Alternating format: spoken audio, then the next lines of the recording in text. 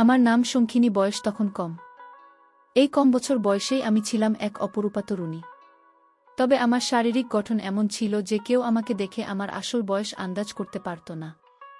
সবাই ভাবত আমার বয়স অন্তত 18 বা 19 হবে। আমি ছিলাম এমন এক রূপের অধিকারিণী যাকে দেখলে পাড়ার অনেকেই এক মুহূর্তের জন্য। তবে আমি ছিলাম এক দরিদ্র পরিবারের মেয়ে।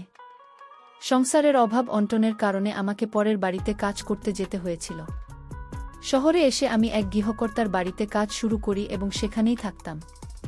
সেই বাড়ির একমাত্র ছেলে শঙ্খ প্রথম দিন থেকে আমার প্রতি বিশেষ দৃষ্টি রাখত। আমি যখন শঙ্খবাবুর ঘর গোছাতে যেতাম, তিনি প্রায় এমন আচরণ করতেন যা আমাকে অবাক করত। তার কথাও আচরণে এক ধরনের মজা এবং খুনসুটি মিশে থাকত, যা অন্য কারো ক্ষেত্রে বিরক্তিকর লাগলেও অদ্ভুতভাবে শঙ্খবাবুর ক্ষেত্রে আমার খারাপ লাগত না। বরং ভেতরে ভেতরে এক অজানা শিহরণ কাজ করত। আমি বুঝতে পারছিলাম না কেন এমন হচ্ছে, হয়তো অজান্তেই আমি তাকে ভালোবেসে ফেলেছিলাম। আমি ভুলেই গিয়েছিলাম আমার অবস্থান কোথায়। আমি যে একজন সাধারণ গৃহকর্মী, এই বাড়িতে কাজ করতে আমার এতটা ভালো লাগত তার একমাত্র বারণ ছিলেন শঙ্খবাবু। আমার গ্রাম থেকে আমরা 4 জন মেয়ে শহরে এসেছিলাম। সবাই আলোদানটা বাড়িতে কাজ করতাম। আমি যে বাড়িতে কাজ করতাম সেই বাড়ির কর্তা ও কর্তৃক মোটের উপর ভালো মানুষ ছিলেন। তবে মালকিন একটু কড়া স্বভাবের ছিলেন। কাজেই সামান্য ভুল হলে বকাঝকা করতেন। একদিন মালিক ও মালকিন বাইরে ছিলেন। আমি রান্নাঘরে থালাবাসন পরিষ্কার করছিলাম। হঠাৎ শঙ্খবাবু পেছন থেকে এসে আমাকে ডেকে বললেন, শঙ্খিনী, তুই এখানে কি করছিস? আমি তখন শঙ্খবাবুর কাছে গিয়ে তার হাত ধরে নরম সুরে বললাম, শঙ্খবাবু, আপনি কি এই বিয়েতে সম্মতি দিয়েছেন? শঙ্খবাবু তখন ম্লান হেসে বললেন, আমার ইচ্ছে না থাকলেও আমাকে হয়তো এই বিয়েটা করতেই হবে, কারণ এটা আমার বাবা মায়ের খুব পছন্দের। তখন আমি আবেগ আপ্লুত হয়ে উত্তেজিতভাবে বললাম, তাহলে আমাদের মধ্যে যা চলছে সেটার কি হবে শঙ্খবাবু? শঙ্খবাবু তখন অবাক হয়ে বললেন, তুই কি বলতে চাইছিস? আমি তো কিছুই বুঝতে পারছি না। এরপর আমি শঙ্খবাবুকে আর কিছু না বলে রাগে ঘর থেকে বেরিয়ে আবার রান্নাঘরে ফিরে এলাম। সারা রাত ধরে শুধু একটাই চিন্তা করতে থাকলাম যে আমার আর শঙ্খবাবুর মধ্যে যে সম্পর্কটা গড়ে উঠেছে সেটার তাহলে পরিচয় কি? আমি তো মন থেকে শঙ্খবাবুকে নিজের ভেবেছিলাম, কিন্তু আমি তখন আর জানতাম না যে শঙ্খবাবুর মনে আমার জন্য কি ছিল, শুধুই কি শারীরিক আকর্ষণ নাকি মনের টান। এসব ভাবতে ভাবতে আমি যখনই সবে চোখ বন্ধ করেছি তার কিছুক্ষণ পরেই মালিকের ড্রাইভার সেলিম রান্নাঘরের ভেতরে ঢুকে আমার কাছে এসে বসল এবং আমার মুখে হাত বোলাতে লাগল। তার স্পর্শে আমি ভয়ে আঁতকে উঠে চোখ খুললাম এবং তাকে দেখে হতভম্ব হয়ে গেলাম। আমি তখন উঠে বসে সেলিমকে বললাম, তুই এখানে কি করছিস? বের হয়ে এখান থেকে, না হলে আমি চিৎকার করব। আমাকে ছোঁয়ার সাহস তোর হলো কি করে? তুই খুব বেড়ে গেছিস। এরপর যদি আমাকে ছোঁয়ার চেষ্টা করিস তাহলে আমি মালিককে বলে তোকে চাকরি থেকে ছাড়িয়ে দেব। মালিকের ড্রাইভার সেলিম তখন বিদ্রূপের হেসে বলল, শঙ্খিনী, তুই যে শঙ্খবাবুর সাথে রাত কাটাস সেটা আমি নিজের চোখে দেখেছি। তাহলে আমার সাথে থাকতে তোর কি সমস্যা? দেখে নিস, একদিন শঙ্খবাবু তোকে ধোঁকা দেবে। তুই যে স্বপ্ন দেখছিস সেই স্বপ্ন তোর কোনোদিনও সত্যি হবে না। তুই যে একজন কাজের মেয়ে সেটা ভুলে যাস না।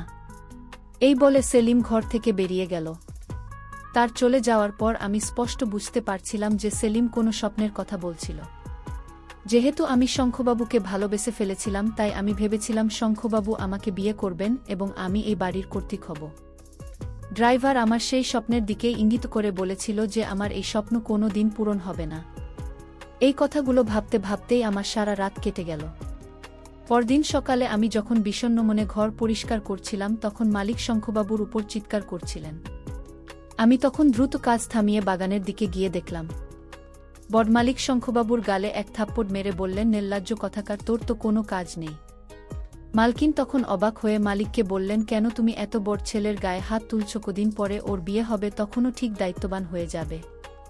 মালিক তখন মার্কিনকে বললেন, তুমি ওকে অতিরিক্ত প্রশ্রয় দিয়ে মাথায় তুলেছ। এই জন্য তোমার ছেলে উচ্ছন্নে গেছে। তোমার ছেলে বাজারের ওই মাস্তানির কাছ থেকে 3 লক্ষ টাকা ধার করেছে। ওই মাস্তানা জামাকে বাজারে ধরেছিলে এবং সব সত্যি কথা বলেছে। তোমার ছেলে এখনও টাকা শোধ করেনি। তারপর বড়মালিক শঙ্খবাবুর দিকে আঙুল তুলে বললেন, অনেক কষ্টে আমি তোর বিয়েটা ঠিক করেছি, না হলে তোর মতো অকর্মণ্য ছেলেকে কোনো বাবাই তার মেয়ের হাত দেবে না। রিনার বাবা আমার খুব কাছের বন্ধু বলেই তোর বিয়েটা পাকা হয়েছে। ওই সময় শঙ্খবাবু মাথা নিচু করে চুপচাপ সবকিছু শুনছিলেন। সবকিছু শোনার পর মালকিন মালিককে বললেন, কেন তুমি সকাল সকাল আমার ছেলেটাকে এত কষ্ট দিচ্ছ? ও সব ঠিক করে ফেলবে, বিয়ের পরও ঠিক দায়িত্বশীল হয়ে যাবে। তুমি ওকে কোনো ব্যবসা দাঁড় করিয়ে দিও, তাহলেও ব্যস্ত থাকবে। মালিক তখন মালকিনকে বললেন, তোমার আদরের ছেলেকে ভিজিয়ে দাও যাতে সে দায়িত্বশীল হয়, না হলে আমি একদিন ওকে বাড়ি থেকে বের করে দেব। বড়মালিক রাগে সেখান থেকে চলে গেলেন। রাজীববাবু তখন প্রচণ্ড রেগে নিজের ঘরে চলে গেলেন। আমি তখন এক গ্লাস জল নিয়ে রাজীববাবুর কাছে গেলাম। তখন রাজীববাবুর আগে ছোবে নিজের মাথায় হাত দিয়ে বসেছিলেন। ঠিক তখনই তাকে এক মাস্তান ফোন করে হুমকি দিল যে আগামী 4 দিনের মধ্যে যদি রাজীববাবু তাদের টাকা ফেরত না দেন, তাহলে তারা তাকে মেরে অবস্থা খারাপ করে দেবে।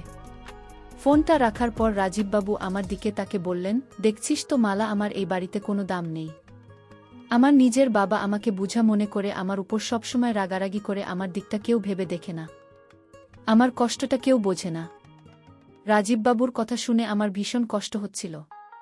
তাই আমি তার হাত ধরে বললাম, বাবু, আমি আপনার কষ্টটা বুঝতে পারছি, কিন্তু আমি আপনার জন্য কিছুই করতে পারছি না। রাজীববাবু তখন বিছানা থেকে উঠে দাঁড়িয়ে আমার হাতটা চেপে ধরে বললেন, মালা, আমি জানি তুই আমাকে অনেক ভালোবাসিস, কিন্তু আমি চাইলেও তোকে বিয়ে করতে পারব না রে।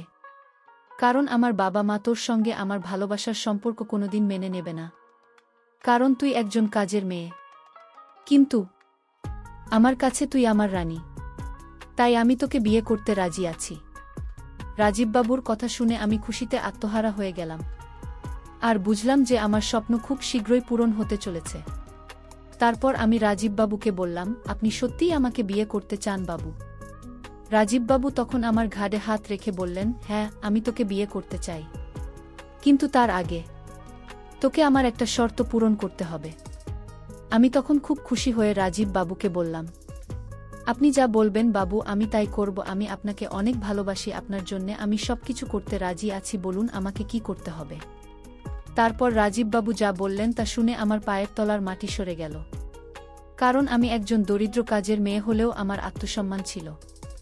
আমি গরিব ছিলাম কিন্তু চোর নেই, আমি দরিদ্র ছিলাম কিন্তু লোভী নই। কিন্তু রাজীববাবুর ভালোবাসায় আমি অন্ধ হয়েও চুরি করতেও দ্বিধা করিনি। রাজীববাবু আমাকে বললেন, মালা, তুই বাবার আলমারি থেকে মায়ের গলা নেকলেসটা চুরি করবি।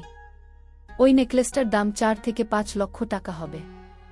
রাজীববাবুর কথা শুনে আমি ঘাবড়ে গিয়ে বললাম, বাবু, আমি গরিব হতে পারি কিন্তু চোর নই, আমি চুরি করতে পারব না। মালকিন আমাকে অনেক বিশ্বাস করেন। রাজীববাবু তখন রেগে বললেন, মালা, তাহলে তুই আমাকে বিয়ে করতে চাস না, তাই তো ওই গয়না বিক্রি করে 45 লক্ষ টাকা পাওয়া যাবে। তারপর আমরা দুজনে এখান থেকে পালিয়ে গিয়ে বিয়ে করব। কিন্তু তুই আমাদের ভবিষ্যতের কথা ভাবছিস না। আমি একটা পাগল যে তোকে বিয়ে করার জন্য এত উতালা হয়েছি। তুই আমাকে ভালোবাসিস না, তাই না? চলে যায় এখান থেকে। রাজীববাবুর অভিমান দেখে আমি তার মায়ের বলার নেকলেস চুরি করতে রাজি হয়ে গেলাম। এমন নয় যে আমার বয়স কম বলে আমি বুদ্ধিতে অপরিপক্ক ছিলাম, গানের দিক থেকে আমি যথেষ্ট পরিণত ছিলাম, কিন্তু রাজীববাবুর ভালোবাসা আমি এতটাই অন্ধ হয়ে গিয়েছিলাম যে কোনটা সঠিক আর কোনটা ভুল সেই সিদ্ধান্ত নিতে পারিনি।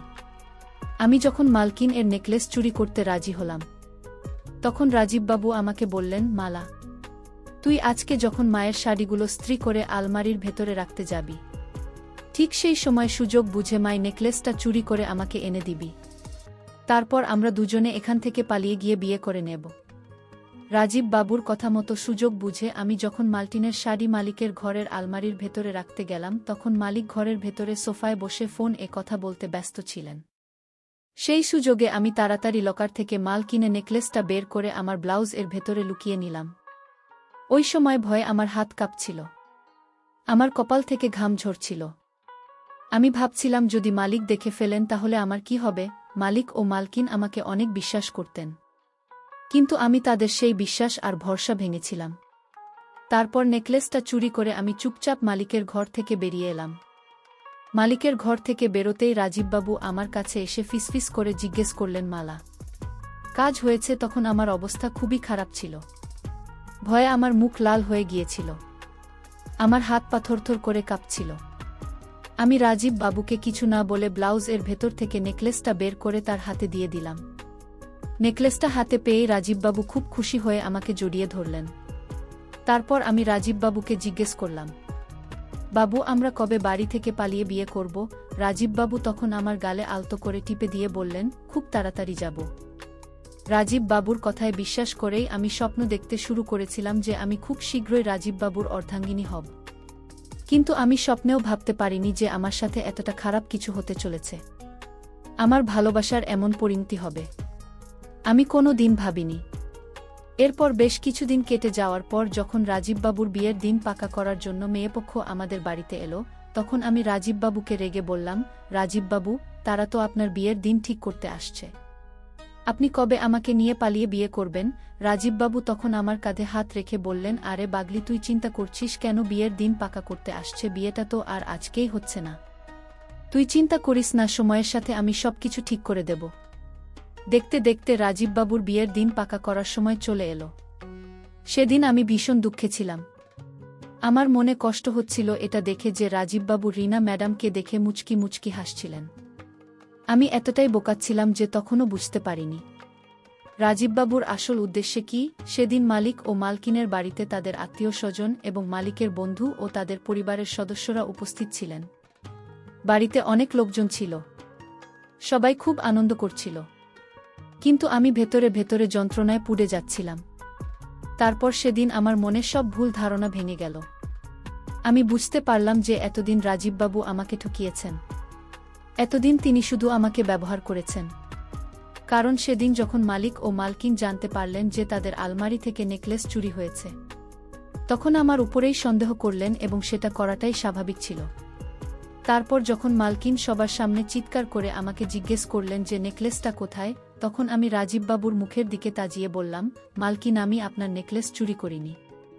ওদিকে বাড়িতে উপস্থিত থাকা আত্মীয় স্বজন ও রীনার বাবা মা আমাকে চোর বলে অপবাদ দিচ্ছিল, কিন্তু তবুও রাজীববাবু চুপচাপ দাঁড়িয়ে তামাশা দেখছিলেন। আমি ভেবেছিলাম অন্ততপক্ষে তিনি আমার পক্ষে কথা বলবেন, কিন্তু তিনি যা করলেন তাতে আমি পুরোপুরি ভেঙে পড়লাম। আমি যখন বিষণ্ণ মুখে রাজীববাবুর দিকে তাকিয়েছিলাম, তখন মালকিন আমার গলে একটা থাপ্পড় মেরে বললেন, চোর কোথাকার, আমার ছেলের দিকে তাকিয়ে আছিস কেন? বল, আমার নেকলেসটা কোথায় লুকিয়ে রেখেছিস? ঠিক তখনই রাজীববাবু তার মাকে বললেন, হ্যাঁ মা, তুমি ঠিকই বলেছ, এই মেয়েটাই তোমার নেকলেস চুরি করেছে। এই মেয়েটাকে এক্ষুনি বাড়ি থেকে বের করে দাও। এসব কাজের মেয়েদের বেশি প্রশ্রয় দিতে নেই। বাবুর কথা শুনে আমার পায়ের তলার মাটি সরে গেল। যার জন্য আমি চুরি করেছিলাম, সেই মানুষটি আমাকে চোরের অপবাদ দিল। তখন আমি কথা বলার মতো অবস্থায় ছিলাম না, কিন্তু আমি খুব ভালোভাবেই জানতাম যে তখন আমি যদি সবার সামনেই সত্যিটা বলতাম যে রাজীববাবুর সঙ্গে আমার শারীরিক সম্পর্ক রয়েছে, তিনি আমাকে প্রতিনিয়ত ব্যবহার করেছেন এবং তিনি আমাকে চুরি করতে বাধ্য করেছেন, তাহলে কেউ আমার কথা বিশ্বাস করত না। তাই আমি সবাইকে একটাই কথা বললাম, আমি চুরি করিনি। আপনাদের যদি বিশ্বাস না হয় তাহলে আপনারা আমার জিনিসপত্র তল্লাশি করে দেখতে পারেন। তারপর মালিক ও মালকিন ও রীনার বাবা মা সবাই মিলে আমার জিনিসপত্র তল্লাশি করে যখন কিছুই খুঁজে পেলেন না, তখন তারা আমাকে ছেড়ে দিলেন। কিন্তু সেদিন আমি মনে মনে ঠিক করে নিয়েছিলাম যে যেভাবেই হোক আমার উপর যে চোরের অপবাদ দেওয়া হয়েছে সেটা আমাকে মুছতেই হবে। তাই সেদিন রাতে আত্মীয় স্বজনরা চলে যাওয়ার পর আমি সুযোগ বুঝে লুকিয়ে রাজীব বাবুর ঘরে গেলাম। বাবুর ঘরে ঢুকে দেখলাম তিনি ফোনে কারো সঙ্গে কথা বলছিলেন এবং পরে বুঝতে পারলাম যে তিনি রীনার সাথে কথা বলছেন। আমি তখন রেগে বাবুকে বললাম, আপনি কেন আমার সাথে এমনটা করলেন? আপনি আমাকে ঠকিয়েছেন। আমরা গরিব বলে কি আমাদের অনুভূতির কোনো মূল্য নেই? আমাদের কি ভালোবাসার কোনো অধিকার নেই? আপনাদের ছেলে প্রতিনিয়ত আমাকে নিজের ইচ্ছেমতো ব্যবহার করেছে, যেটাকে আমি ভালোবাসা ভেবেছিলাম। আমার দোষ শুধু একটাই যে আমি আপনাদের স্বার্থপর ছেলেকে চোখ বন্ধ করে বিশ্বাস করেছিলাম। তাই আজ আমি এই বাড়ি ছেড়ে চলে যাচ্ছি। সেদিন মালকিন আমাকে আটকানোর চেষ্টা করেছিলেন, কিন্তু আমি সিদ্ধান্ত নিয়েছিলাম যে আমি গ্রামের বাড়িতে ফিরে যাব এবং সেখান থেকেই কোনো কাজকর্ম করব। তারপর রাজীববাবুকে উচিত শিক্ষা দিয়ে আমি গ্রামের বাড়িতে নিজের বাবা মায়ের কাছে ফিরে এসেছিলাম।